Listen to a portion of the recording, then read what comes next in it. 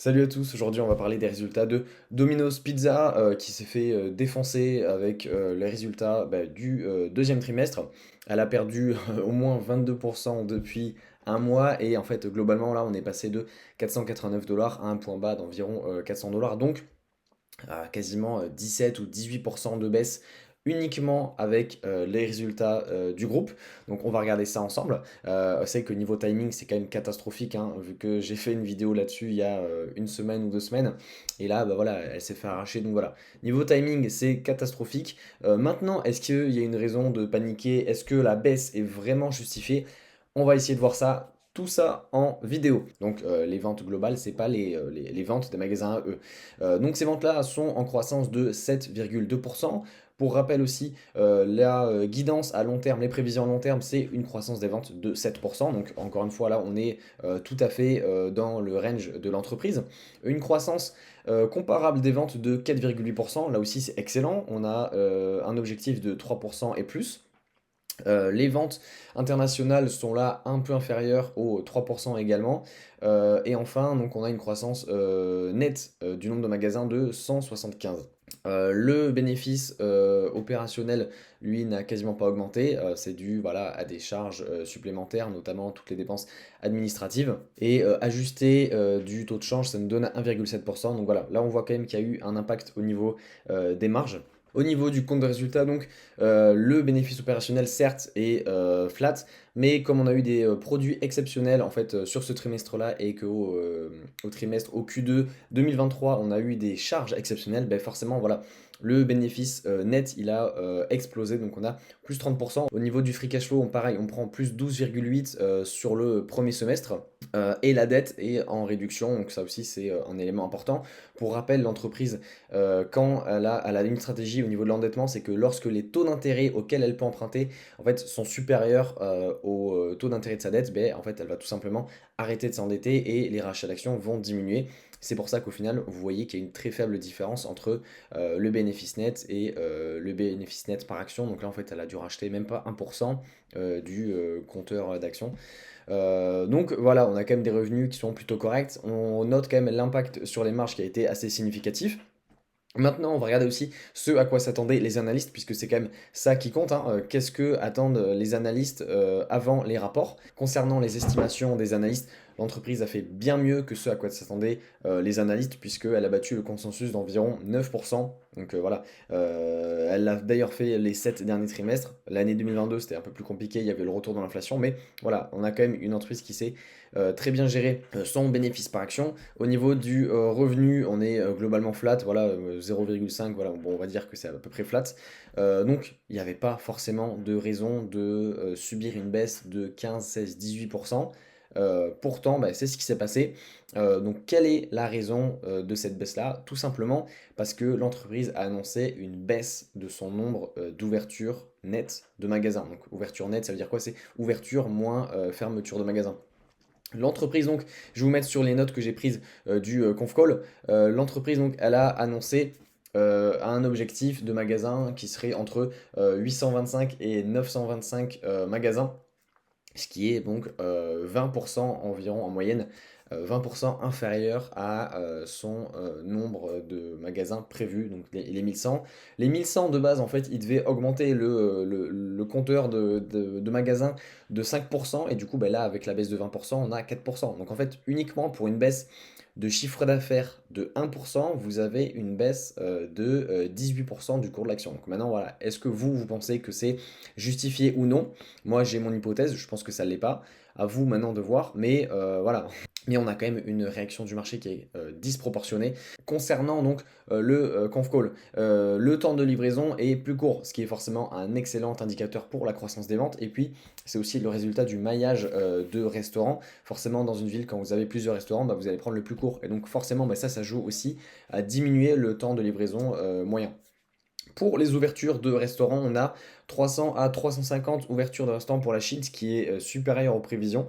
En Inde, c'est pareil, ils ont annoncé qu'il y avait un potentiel de magasins de 5500.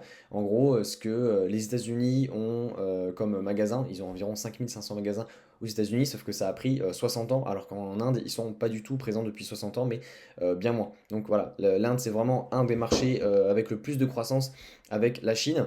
Et les deux pays ont augmenté leurs prévisions de croissance des restaurants. Donc ça, c'est un excellent indicateur. Il faut se douter forcément que la croissance future, elle va venir surtout de ces deux régions-là et beaucoup moins de régions beaucoup plus lentes comme l'Europe par exemple. Le programme de fidélité a aussi beaucoup apporté à la croissance des comps. Donc les comps, c'est les ventes comparables. Donc voilà, ils vont continuer à jouer là-dessus pour augmenter leur croissance organique. En Inde, donc voilà, les ouvertures et le potentiel de magasin est excellent. Il y a eu 1,5% de pricing power sur le trimestre, ce qui est aussi intéressant, hein. On rappelle qu'on est quand même dans un secteur où il y a un peu de ralentissement en ce moment. Donc 1,5% de pricing power, ça montre la désirabilité et la capacité d'augmenter les prix du groupe, c'est excellent. Uber Eats permet aussi d'ajouter des ventes supplémentaires, donc là aussi ça va être un levier de croissance. Enfin, levier de croissance, ça permet d'apporter des ventes, voilà. En plus, et ensuite au niveau des croissances comparables, donc on en a parlé tout à l'heure en lisant le rapport, donc on a 3% de croissance des ventes comparables aux US et à l'international, c'est aussi ce qui devrait sortir durant les prochains trimestres. Et donc là, les raisons de la baisse du titre, c'est voilà, l'objectif de magasin qui ne sera pas atteint, notamment à cause d'un franchisé master. Donc les franchisés master, en gros, c'est des sous-entreprises Domino's qui vont gérer des centaines, voire des milliers de restaurants Domino's, notamment à l'international.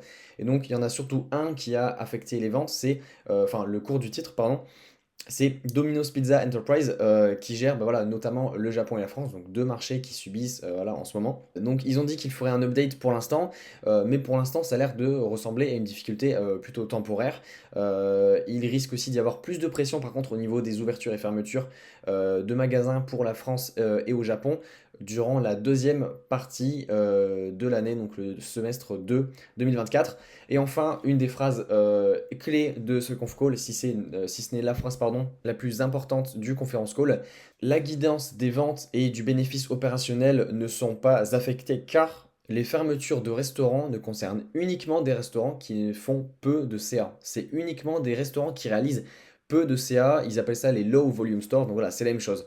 Ce qui veut dire que bah, au final, certes, on a une baisse de 20% environ du nombre de restaurants ouverts chaque année, mais comme c'est des restaurants qui font très très peu de CA et qui contribuent assez peu du coup bah, au chiffre d'affaires global, on n'aura quasiment aucun impact. Donc ça c'est vraiment la phrase la plus importante. Et là c'est là que vous vous rendez compte du coup que la réaction du marché est complètement disproportionnée. Donc déjà de base en fait on perdait seulement 1% de croissance de chiffre d'affaires en passant de 5000 magasins à 4000 par an. Mais en plus de ça, on se voit que ce pourcentage de croissance en moins, en fait, il sera sûrement inférieur à 1, puisque c'est que des restaurants qui font peu de CA. Tout est dit dans cette phrase-là. Donc, les objectifs de vente et de bénéfices opérationnels sont intacts, voilà, on vient de le dire. Ils ont parlé de la flexibilité, ils veulent rester flexibles au niveau de l'allocation du capital. Enfin, c'est ce qu'ils laissent transparaître. Ils disent flexibilité sans préciser allocation du capital, mais c'est ce qu'on devrait comprendre, à cause des taux d'intérêt et une dette qui arrive à maturité en octobre 2025, ce qui veut dire en gros, voilà, pas de rachat d'actions, on va se concentrer voilà, sur le remboursement de la dette puisqu'on a quand même un gros levier, ça fait partie du business model de la boîte. On a un levier dette sur EBITDA d'environ 5, ce qui est quand même assez élevé, hein, même très élevé, mais globalement pour le secteur c'est plutôt élevé. Donc voilà, ils vont seulement se concentrer sur les remboursements de maturité et puis quand on aura des taux d'intérêt qui recommenceront à être intéressants, c'est-à-dire voilà, du 10 ans US autour des 3%, quelque chose comme ça, ou en tout cas voilà, quand on aura des taux inférieurs, là par contre ils pourront voilà, envoyer la sauce et balancer des rachats d'actions pour booster la croissance du bénéfice par action, comme ils ont su très très bien le faire durant les précédentes années. C'était tout pour cette analyse. De toute façon, je pense qu'en fait, il n'y avait pas grand-chose à dire sur le business. L'entreprise s'est juste fait défoncer. On va regarder au niveau de la valorisation ce que ça donne. Globalement, en fait, on paye voilà, 25 fois les bénéfices pour un business model magnifique. C'est de la franchise. C'est des marges qui sont quand même assez stables. Il y a du pricing power, il y a de la croissance à l'international. On a un management qui est à long terme. On a un président qui est là, un directeur pardon, qui est là depuis 15 ans. Voilà, en fait, on a une boîte magnifique. Moi perso, voilà, j'en avais déjà parlé dans la précédente vidéo. je n'investirai pas, ou en tout cas je pense sur Domino's Pizza pour deux raisons, principalement parce que j'ai pas de cash. Voilà, s'il n'y a pas de cash, il n'y a pas d'action. Et la deuxième, c'est que j'ai déjà du AutoZone, et en fait AutoZone, ça représente 20% de mon portefeuille. Et globalement, c'est pas le même secteur, mais c'est le même type de business model. C'est un maillage de magasins et de restaurants. Il y a à peu près le même niveau de croissance comparable. C'est des business qui sont extrêmement stables au niveau du chiffre d'affaires, des marges. Et enfin, ils redistribuent la même quantité aux actionnaires. Donc en fait, c'est globalement les mêmes types de business. Et moi, ben voilà, j'ai déjà 20% de mon portefeuille là-dedans. Donc si je devais investir dans un acteur de la restauration, ce serait peut-être pas Domino's Pizza, mais au contraire, peut-être du Chipotle qui lui a plus de croissance organique, a plus de croissance de magasins. Et c'est pas le même type de business model. Il n'y a pas que des franchises, c'est surtout des magasins opérés pardon, en propre, en direct par la boîte.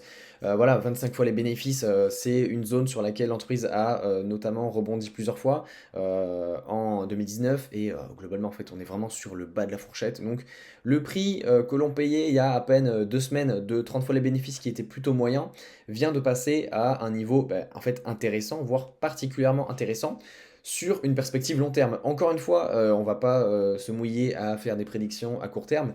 On est sur un titre qui n'est absolument pas en tendance haussière à court terme. Donc voilà, je ne vais pas me mouiller à vous dire achetez maintenant. Mais en tout cas, pour quelqu'un qui veut se positionner à long terme sur le business, ben voilà, en fait, vous avez le graphique sous vos yeux. Vous payez des plus bas historiques en termes de valorisation. C'est-à-dire que vous avez actuellement 4% de rendement des bénéfices. On en a parlé dans la vidéo.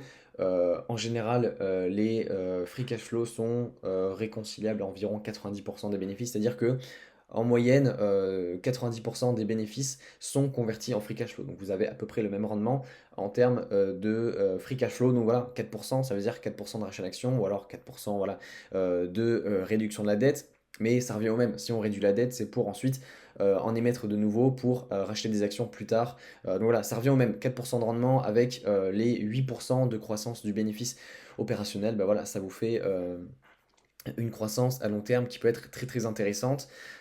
C'était tout pour cette vidéo, voilà, une vidéo assez courte, je l'espère, puisque ce soir on a l'événement, les résultats de LVMH qui vont sortir, et bien évidemment je serai à l'appel pour faire une vidéo et vous décortiquer tout ça. Si vous avez des questions, encore une fois, les commentaires sont faits pour ça. Je vous dis à ce soir pour les résultats de LVMH, à très vite.